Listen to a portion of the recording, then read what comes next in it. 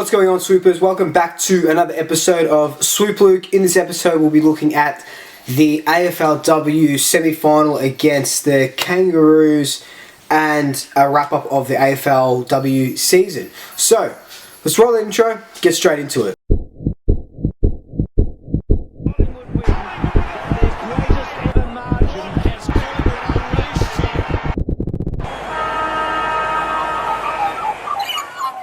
Just before we do jump straight into it, if you're new here, thank you so much for tuning in. Be sure to hit that subscribe button, hit that notification bell. What an absolute crazy game it was. The Kangaroos came into that game with, all the backing from punters and from, the media and stuff. They were favourites to win. They were Conference A, on top of Conference A, and they were a really good side. And we're an up-and-coming side, but we've shown our worth against the bigger bodies and the big teams in this competition. And coming up against the Roos in a big final like this is a good test of where we are as a team, what we've learned throughout the 4, 5, 6 rounds of normal football, and then all the preseason stuff. Steve is first-time coach of this beautiful club, and we didn't disappoint. First quarter, it seemed that Kangaroos were on fire, pinpointing passes up and down the corridor. They couldn't put goals to all their dominance, and we were lucky enough to go into quarter time only a couple of points down.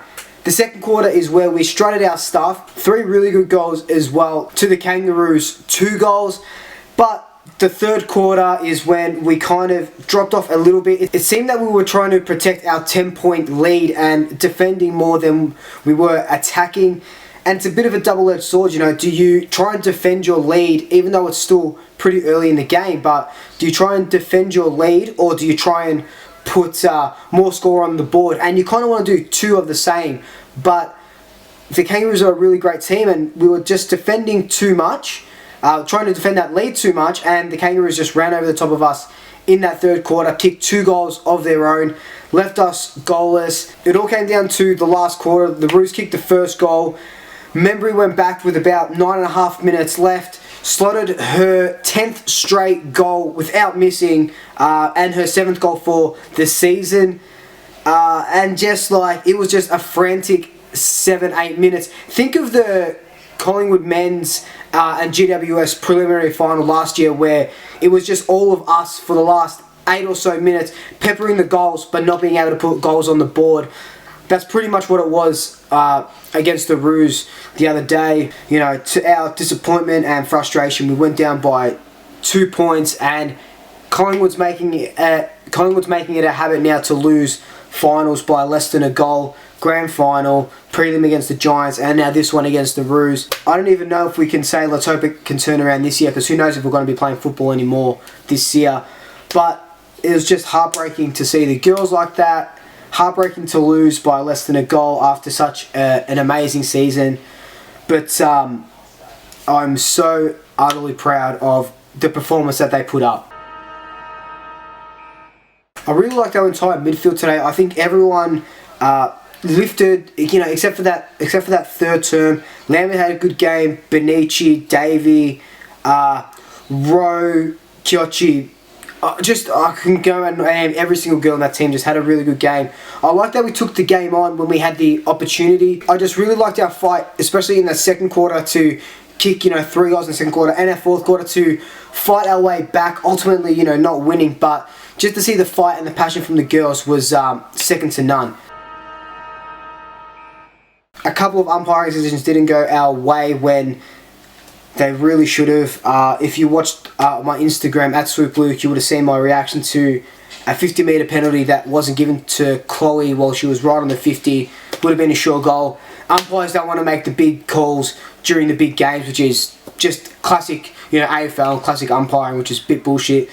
We made a couple of bad skill errors and bad decisions throughout the game, but that just comes with more games to play, more training, and those will iron themselves out next season. But other than that, not much to dislike besides, losing 2 points to the Kangaroos. So my final Swoop votes for the year. These 3-2-1 votes could have gone either way. So first vote, 1 vote, Brianna Davey capped off a great year with another good performance against the Kangaroos. Got a bit of the ball, 22 possessions, one of the leading ball getters on the field. 2 votes, Jamie Lambert. You know, if you've been watching my AFLW videos, that I absolutely love her. She's phenomenal. She's such a great, amazing player. She just kept getting better this season, so she gets the 2 votes. 7 rebounds from 50, which is such a good stat in itself. 22 disposals. She did kick 2 points, one right at the end that could have snuck through for a goal, but didn't. And 3 votes, of course, Britt Benici. 5 free kicks, 5 inside 50s, 20 disposals. They were all kicks as well. It's a bit...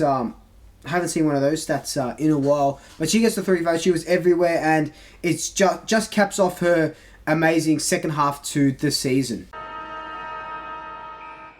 So unfortunately, that is where our season ends. There is no more second chances. They're all done. We have to wait till 2021. In the video I've got coming up, that'll be up later this week, I'll recap our 2020 season. And I talk a little bit more about what's going on with the AFLW and how it's closed and there's not going to have premiers and stuff like that, which is a bit of BS. But we'll get into that into another video. Thank you so much for watching. Remember to like, comment, subscribe. Tell your family, tell your friends, tell your pets. And until next time, double shackers. I'll swoop you later. Come on, what are you doing?